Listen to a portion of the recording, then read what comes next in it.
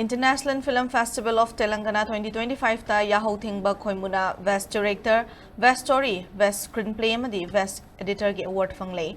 Film Festival asigi award ceremony ngarang Ravindra Bharati Auditorium Hyderabad ta Indian Filmmaker Association Telangana Hyderabad na sinduna pangthokre. Award ceremony aduda Manipuri feature film Yahouthengba Khoimu Blossom of Love na feature film category da lemjaningai orba award sing asi phanglakibani.